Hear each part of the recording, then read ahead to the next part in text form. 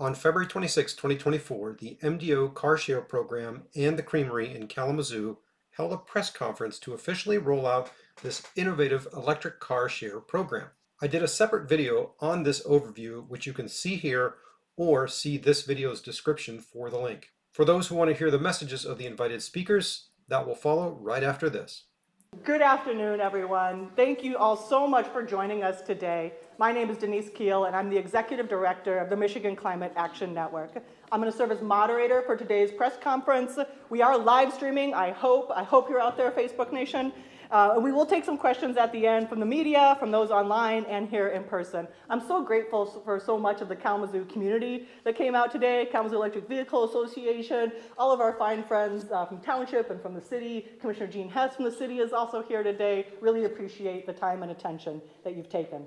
We're here today to talk about the transformative benefits of electric vehicles and how Michigan can implement transportation and mobility solutions that are just, equitable, and affordable. We are experiencing the climate change impacts right now. And I know you may like today's impacts because it's nearly 50 degrees outside, but that doesn't mean that they aren't disturbing impacts. We have a short window of time to address these, as you all know. The transportation sector is the largest emitter of greenhouse gases. The biggest sector, folks, even more than our electric buildings. Almost 30% of greenhouse gas carbon pollution comes from our mobility choices. By embracing those cleaner transportation options, we can not only address climate change, but we can reduce harmful pollutants, and we can improve public health in our community. It's why we applauded the Environmental Protection Agency that just proposed rules to significantly reduce the amount of emissions from those regular passenger cars and trucks and vans. Those standards help everyone, even those who are in the market for electric vehicles. Because even when we include production and the batteries and all the things that you're hearing about, our electric vehicles' lifetime carbon emissions are 30% less than any gas-powered vehicle. That's what we want to be transitioning to. It's obvious electric vehicles are going to be an exciting and huge part of our journey towards zero emissions, and that consumer adoption of EVs, especially in the short term, is imperative. Even before those proposed rules I talked about happened, EVs are reducing in their price by almost $15,000 since last year. And that's not including the federal tax credits that are available, $7,500 thanks to the Inflation Reduction Act, and to Governor Gretchen Whitmer for $2,000 additional in EV rebates.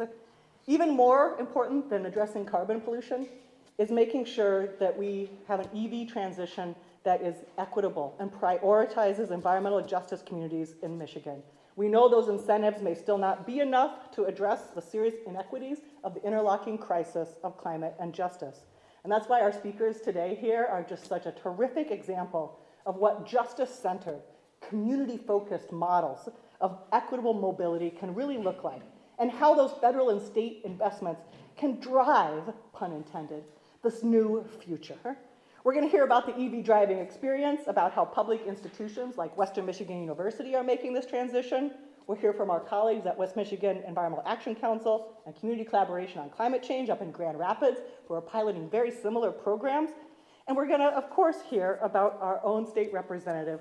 Representative Julie Rogers is here today to talk about some of those state and federal investments. First, though, I'm going to turn it over to my friend and colleague and our host for today, Matt Hollander, the principal of Hollander Development, to tell us all about this beautiful building that we are in today and his exciting new EV rideshare program, connecting affordable housing and clean mobility right here in Kalamazoo. Matt, thanks so much.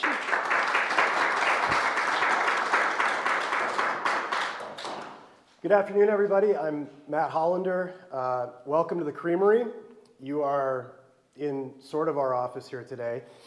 This is where we do work like developing this building that you're in. So the Creamery is a project that we opened back in 2021. It was a joint project between the Michigan State Housing Development Authority and the Michigan Economic Development Corporation to create affordable and workforce housing in a mixed-use building here in the Edison neighborhood. And so in this building, we have, I'm going to talk about housing a little bit before I get to the cars, so bear with me. I will form a connection here.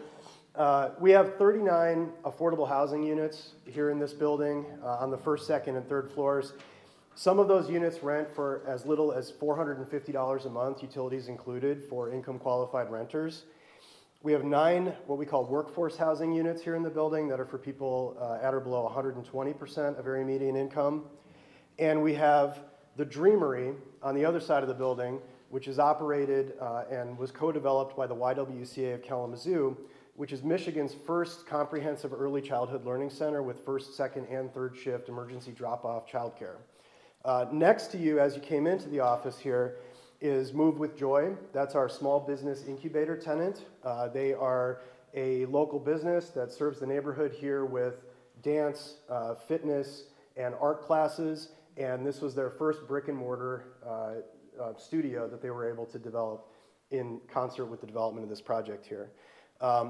The residential portion of the building is LEED Platinum certified, which at the time was the highest level of green certification available through that program. This is one of only 2 LEED Platinum commercial buildings in Southwest Michigan. The other is Heritage Hall at Western Michigan University. So, according to the Michigan Association of United Ways, transportation, childcare, and housing costs account for about 60% of a typical household's budget. That's from their ALICE report, if you want to look it up, and it's from their household survival budget.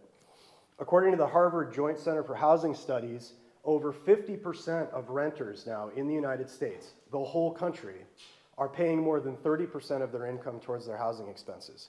So that's, by traditional metrics, that means that they are paying too much for their housing expenses.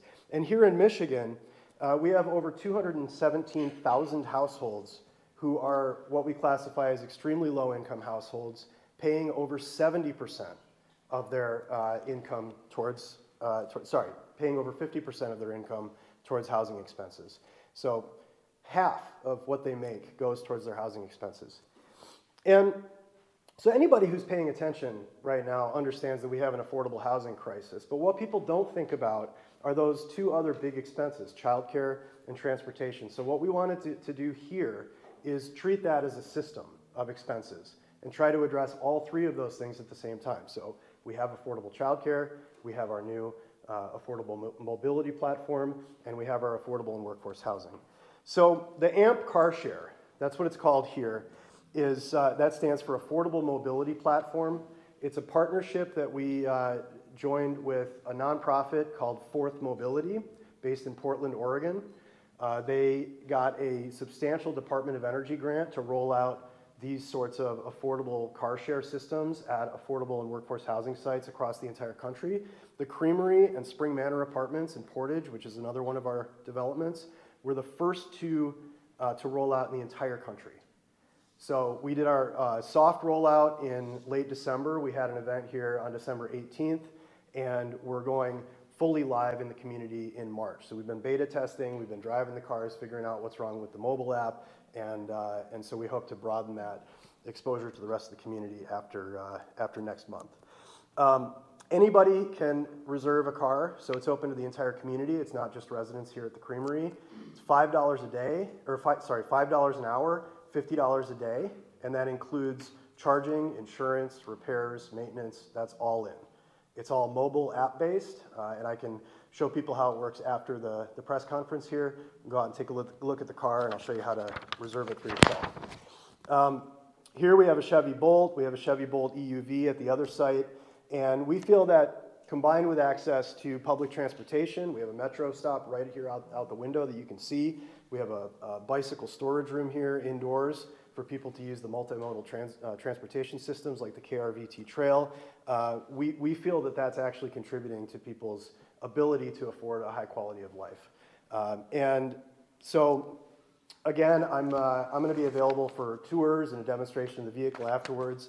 And thanks for being here. Up next, we have Representative Julie Rogers. Thank you.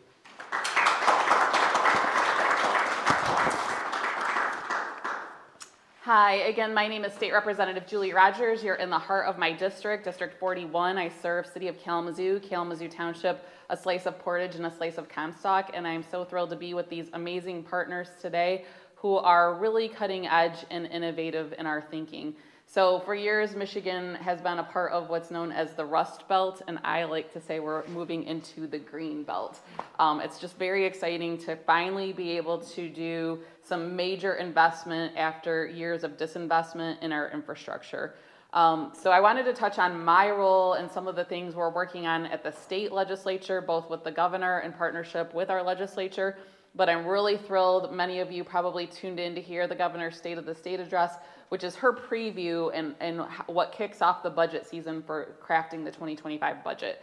So a couple of the highlights from her executive recommendation for electric vehicle included $25 million for electric vehicle charging stations to expand to install stations at multifamily complexes, just like what we're talking about here today, and a $20 million investment in transitioning Michigan fleets to battery, EV, and hydrogen fuel vehicles through grants to municipalities, transit authorities, and infrastructure hubs. Again, a lot of our local municipalities have said that they have wanted to do this kind of transition, but the financial cost was too high. And so hopefully we can continue the public-private investments and working together as a state with drawing down federal IRA dollars, as well as a couple of the other things I wanted to mention. $5 million for the Community and Worker Economic Transition Office to assist in the transition to EVs and renewable energies. And already in the 2024 supplemental that we passed, there's $10 million for community and worker economic transition funds to support the transition from internal combustion engines to electric vehicles. I also wanted to highlight that this Office of Future Mobility and Electrification, or OFME, was established several years ago in the middle of 2020 to really coordinate a statewide approach. And I think after being such a leader in the automotive industry, it's really important that the state leads with a coordinated effort instead of being disjointed. I think we've had a lot of efforts over the course of the last decade, but having a state office is so important to coordinate and also be able to draw down those federal funds. It will bring several state agencies that have played in this space of vehicles. So MDOT, LEO, the Labor and Economic Opportunity Department, EGLE, and MEDC. So all of those are hubs that are going to be touching this infrastructure and transition. And I think having that coordination will really help.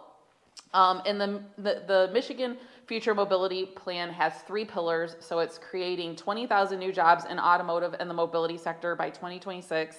It would add 7,000 workers with mobility credentials by 2030 and maintain an automotive sector with at least 170,000 jobs through 2030. So not only is this the right green thing to do, it's an economic development tool for our state. And because of the policies that the legislature enacted at the end of 2023, we are now primed to be leaders in the Midwest and frankly the whole country in transitioning. So I will be around for remarks afterwards. I know we have quite the lineup and I'll be brief, but thank you so much for hosting me and thank you to all of you for collaborating.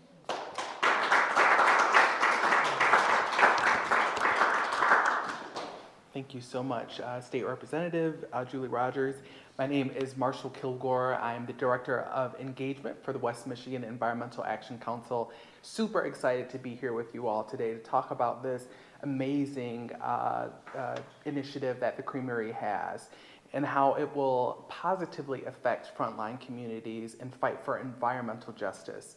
So that means positive and equitable situations for folks of color, our elderly, our youth, and our folks who are differently abled within the environment.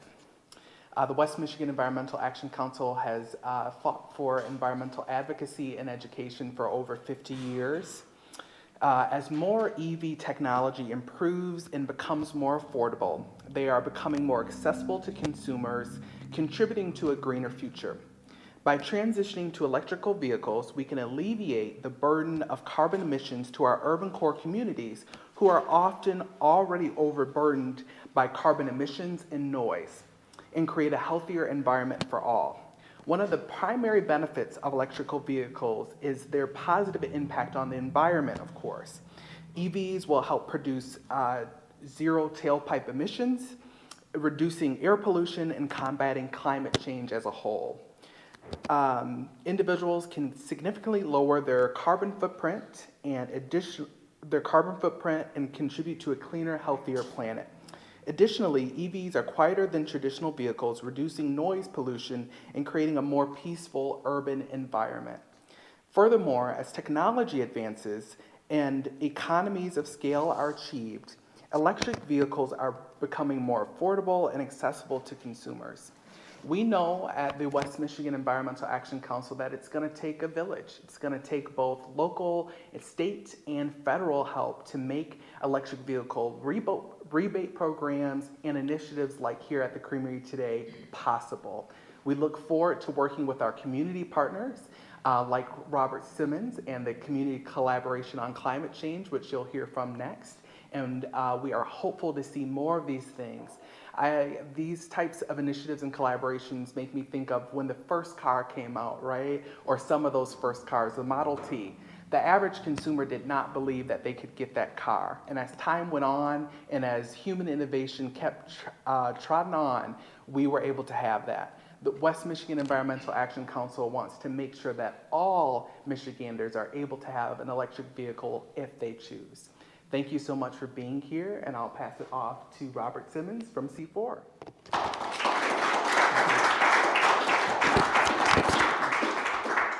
Thank you guys so much for coming out today. I really feel a sense of nobility in the work that we're doing.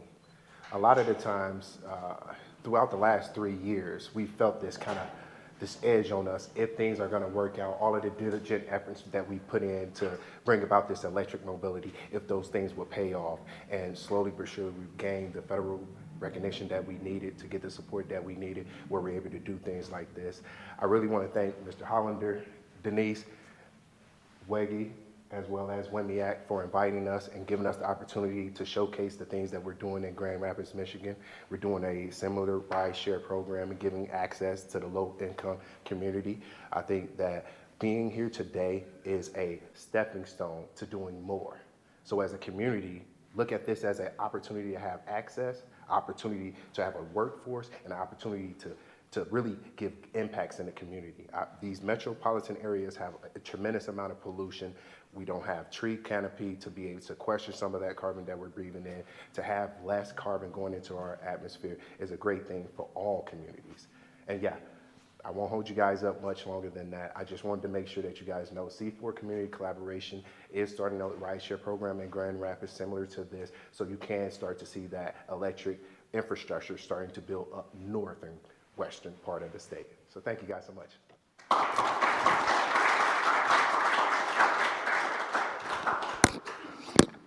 Okay, thanks, Robert. I'm Deidre Nieves. I am a professor with Western Michigan University. Thank you all for joining us today. I extend my appreciation to Representative Rogers and Mr. Matt Hollander for having us today. Their invaluable contributions to the efforts right here in Kalamazoo, again, are invaluable. It's truly an honor to be a part of this event with all of the other advocates here celebrating transformational advancements in renewable technology and electric vehicles, alongside our other honored speakers who share our commitment to a sustainable future. Special thanks to MyCan, WMIAC, and CAC for co-hosting this event and showcasing a steadfast dedication to our common objectives. Today I speak as an educator, and I note that institutions of higher education have a pivotal role to play as it relates to this transition.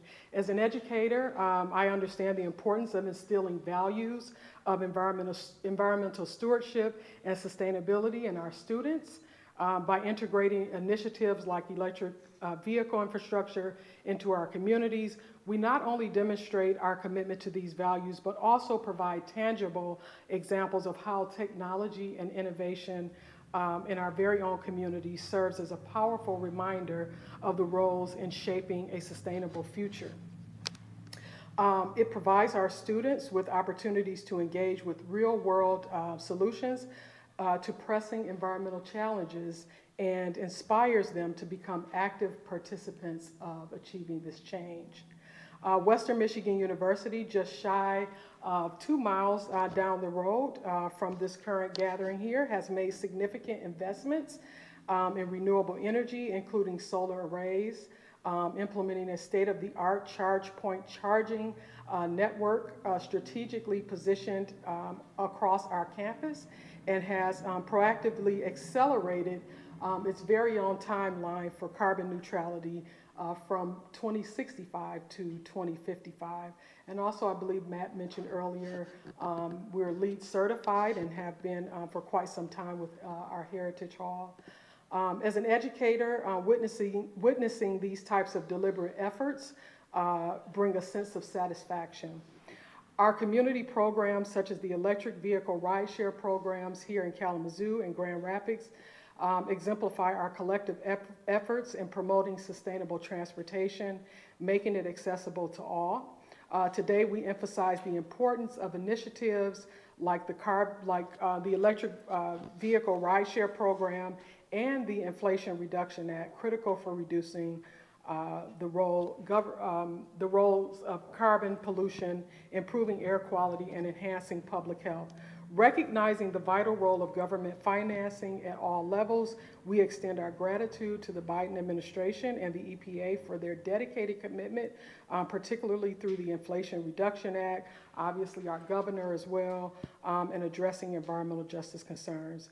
Today, we must champion robust, clean transportation investments, support electric school bus funding, advance investments in advanced clean manufacturing, and continue to expand on community-driven initiatives. Our collective efforts today will shape a sustainable future and that we envision for future generations. Thank you.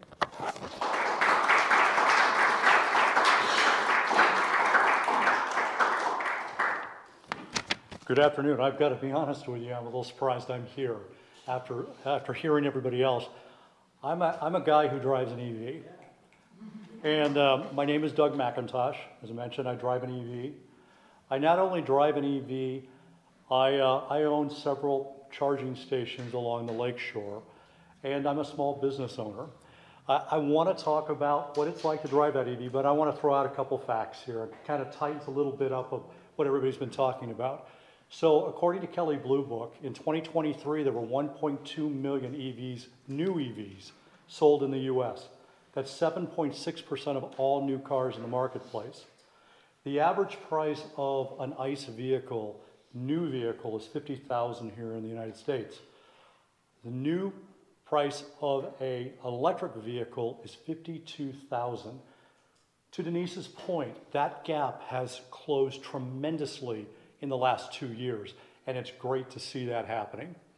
So the journey. My journey started with curiosity. I drive my friends crazy because I ask questions all the time. And when I started hearing about electric vehicles, that's when the brain started going and the questions started, and it was time for a new car. And I had a choice of, in the EV marketplace after I did my research, 3 opportunities: a hybrid plug-in, or full out all EV. Well, I'm not a kind of half-in kind of guy, which can be good and also not so good. But in this case, it's been great. I went all in. I decided to plug in versus pump gas moving forward. So that's how I got here. So what's it like to drive an EV? Well, you know what? There are times where I wish there weren't cameras on me. Thank God, because it would be real trouble. But for the most part, it's been a joy. My favorite thing about EVs is they're fun. I love a driving experience. And with an EV, because of the weight of the vehicle and where the batteries are centered, these guys are tight to the ground. And anybody who knows cars, there's nothing more fun than being able to take a corner and that car not move at all. The days where you go like this when you're doing a corner, that's my favorite thing. I'm not going to kid you. My second favorite thing, most of the time I'm charging at home. So I leave in the morning and I have a full tank about 80% of the time. And when I do have to use a charger, my average, cost is about $8, and that's to get me from 20% to 80%. Now I did the math as it was with my old ICE vehicle. That same experience would have cost me $65 in gas. So right there's a huge saving. Range, in the city, most of the time in the city, if you drive an ICE vehicle, your gas mileage gets worse versus highway. Well, it's opposite for an EV because we have brakes that allow for a little bit more charging of the battery than other cars. And again, because I'm a geek, I was going to say kind of, but the kind is not really true. So things like that are important to me. The other thing is maintenance. My maintenance, I don't have it. I don't change my oil. I don't have maintenance. My last vehicle, before I got into the EV world, I paid $750 every 3 months for maintenance of my vehicle. So right there, between the maintenance and the cost of the gas, those numbers, that pays my car payment alone. Plain and simple. I like that. But that just might be me, Smartphones, driving an EV, you're going to probably have to upgrade to a smartphone if you don't have one. I use mine. Mine is my key. So always have your phone charged because you don't want to be in a place where you run out of your phone because you're not going to be able to start your car. The other thing is, many of these EV charging stations require apps, so you need your car. And then lastly, I just like the safety and security with tap to pay. And many of the stations are going that route, and I appreciate that. The other thing, road trips. Boy, 2 years ago, the idea of going on a road trip with my EV, Carl has heard me say this a couple times, scared the heck out of me. 2 years later, we're in a whole different world. I get into my car, I plug in where I'm going. I go to Ann Arbor a lot for work. I'm doing a lot of work over there. And it tells me where I'm going to stop, how long I'm going to stop for. And when I do hit that point, my car does say, get back on the road. My average charge time is 15 minutes to get from 20% to 80%. So that gap again is getting smaller and smaller with the amount of charge time, which is great. So this part is near and dear to me because this is creating jobs and new opportunities. And why do I say that is because it changed my life. 5 years ago, I was actually in January of a year ago, I was in healthcare. I had been my entire career for the most part. I don't do that anymore. I quit my job. I now design and install charging stations throughout Illinois, Indiana, and Michigan because I have that kind of passion for it. I just feel like I'm part of the new railroad. And to see all of these new changes is pretty awesome. But I want to summarize this for a second because Denise said something really important, and that was really this gorgeous day. 58 degrees in February, sunshine, solar panels, back in the background, right? Your solar panels are going to town. That's awesome for us in the room, but it's not awesome at all. And I feel like driving an EV, it allows me to contribute just a little bit to stop this. While selfishly, I like it, kind of breaks my heart. So I'm going to be the guy who's always going to say, hey, go all in and drive an EV. Thank you for listening to me. It's just, again, thank you for inviting me, Denise. All right, have a good day.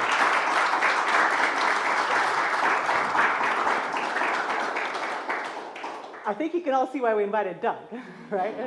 What transition happens without a little joy, without a little passion, without it being fun, right? Yes, we are going to be cutting carbon pollution. Again, our highest emitting sector is transportation. We got to solve that, folks.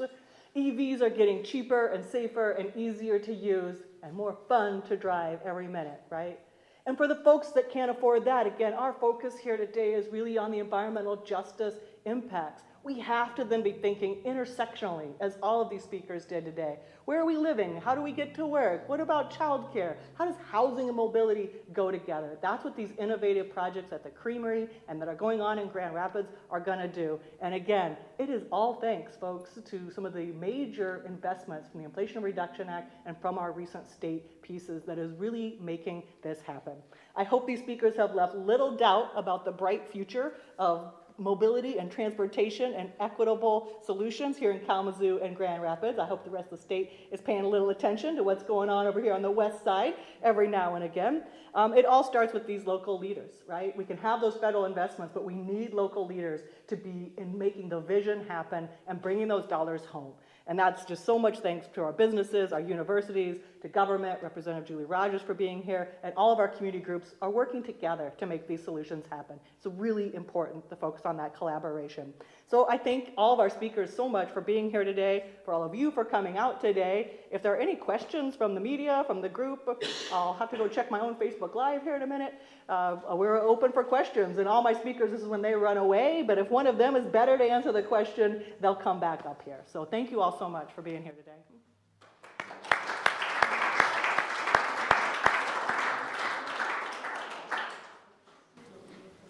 Any questions, you guys? I know we were looking for an EV, one of the rideshare drivers, someone who's actually used it, but I don't think that they made it today. Yeah.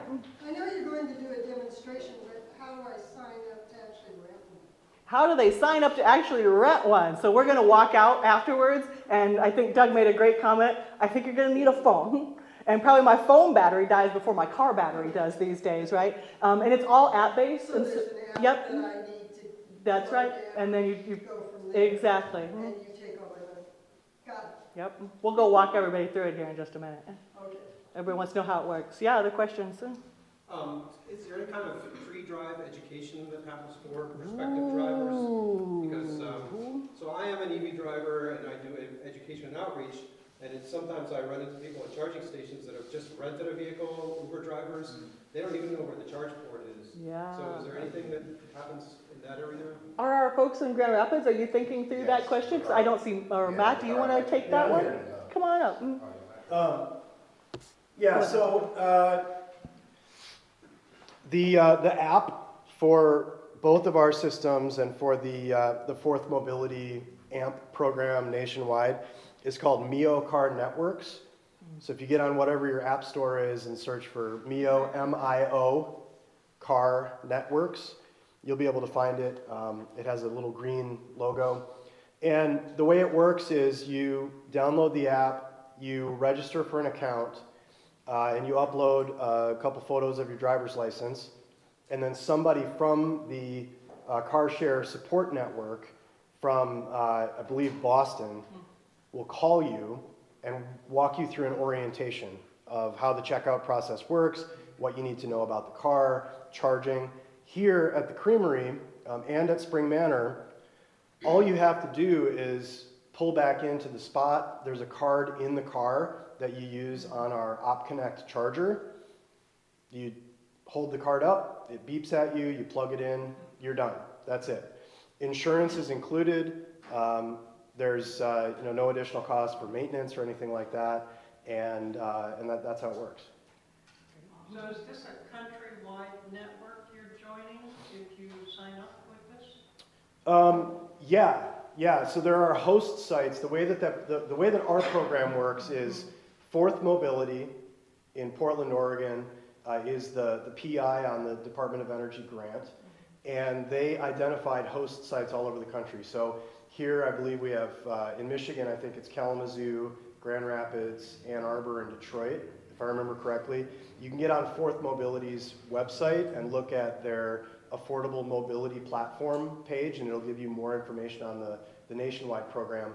But I think it's 7 or 8 states that they rolled it out in, and it's all intended for affordable housing communities in existing low-income neighborhoods, and it's a really low barrier to entry. Like I said, it's $5 an hour to rent the vehicle, and it's not expensive to buy a Chevy Bolt these days. I think they retail for about $27,000, and you get a whole bunch of tax credits, but your car payment would still be, $600 or $700 when you factor in insurance. Here, you can get away for $10, $15 if you need to make a long trip around town, and you don't have to use it if you don't need it.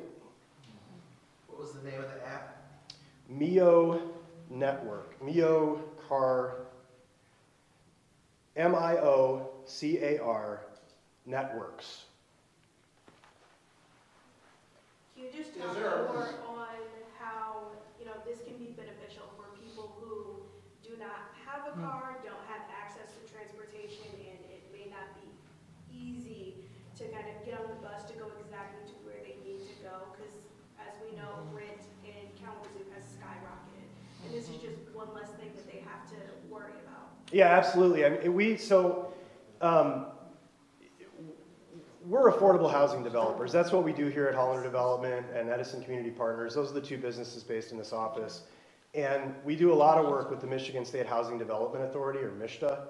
And every project that we do prioritizes connectivity to transportation and the types of things that you're going to need every week as you're just living. So we cite projects that are close to grocery stores and pharmacies and doctor's offices and a whole host of other things. With the car share, what that does for us is, like I pointed out, we have a metro stop right out the window here, and you can pick up a bus and you can get most places that you need to go. The timing of the bus system sometimes is problematic for people, and so if you want to do it on your own time and pay a couple extra dollars over what it would cost to take the bus, then you can rent the car. We also have bicycle storage here on site, and we intentionally put this project close to a trail system that's completely off the road, the Kalamazoo River Valley Trail, which connects to the Calhaven Trail and other trail systems. And you could ride a bike out the front door here and be almost entirely off the street until you get to South Haven or Battle Creek or down into South Portage. So those are all things that we thought about: walkability, bikeability, access to car share, access to public transit, and we have parking for people that have their own cars who either want to keep driving their own car or need to keep driving their own car. And on all of our new projects that we're rolling out, with the assistance of the Inflation Reduction Act and the governor's initiatives and other supports, we're putting in more electric vehicle charging infrastructure on new projects than we did here. Here we designed the building to easily put in 2 charging ports, and that's what we did. We already had the conduit under the ground and everything. When we put them in, it was super easy. That's what we're doing everywhere we develop these projects now. And one thing I didn't mention when I was talking was this is one of the state's first all-electric residential communities. So we have natural gas hooked up to this space and the Dreamery, but all of the residential units here are electric, and we have a big solar array on the roof, which is actually connected to the car share charger. So the car share is partially solar powered as well. Also something we're doing everywhere else. Thank you. How do you keep track of maintenance? Somebody might return with a flat tire or a dent or something like that.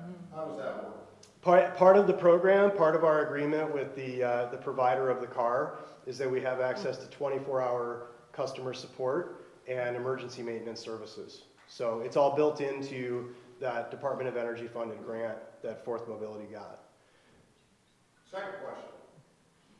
As an EV driver and as an enthusiast, I've come across a lot of equipment that doesn't work, chargers with broken cables and things like that. So as this program expands, I mean, you've got 2 ports here, 2 cars, and you've got a little than 2 people in this building. And I know it's not supposed to be like a rental solution, but anybody could walk up and use those. So what's the metric for adding, another 10 or 30 vehicles in this community? That's sort of above my pay grade. We're focused on our own projects, but I will say that one of the reasons we did a soft start here, because again, this was the first in the country under the program that we're in. We wanted to have time to kick the tires, so to speak, and make sure that the chargers were working properly and the car was going to unlock through the app and stuff like that. And we've been working bugs out over that time period. So time will tell. I mean, I know that we're going to have technical issues rolling it out, but I've thrown a belt on my car and had all kinds of issues with, I know people who have never changed the oil and their motor blew up, and it's all part of driving. And is it ready for use? Like, can people start booking the car now, or is Yes. that, okay? It's been open to the public since December 18th, but we're not aggressively promoting it until next month because we wanted to make sure that we had everything working properly. Besides today. Besides today. So hopefully it unlocks for me when we go out there. Deidre, can you just check is there anybody on Facebook Live that would like to put a comment in? Are they just giving us some love online, I feel like? Hi, everybody on Facebook. Any other questions for any of the speakers today? Or, yeah, go ahead, one more.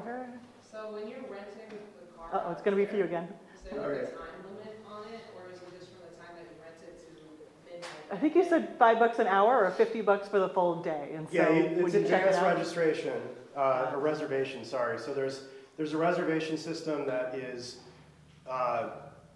smart enough to know when it needs to be recharged. So the reservation system actually builds in charging time. So for example, I have it reserved from 12:30 until 2 p.m. I think today, and I made that reservation last week. So the only thing you can't do is, and it's in 15-minute increments.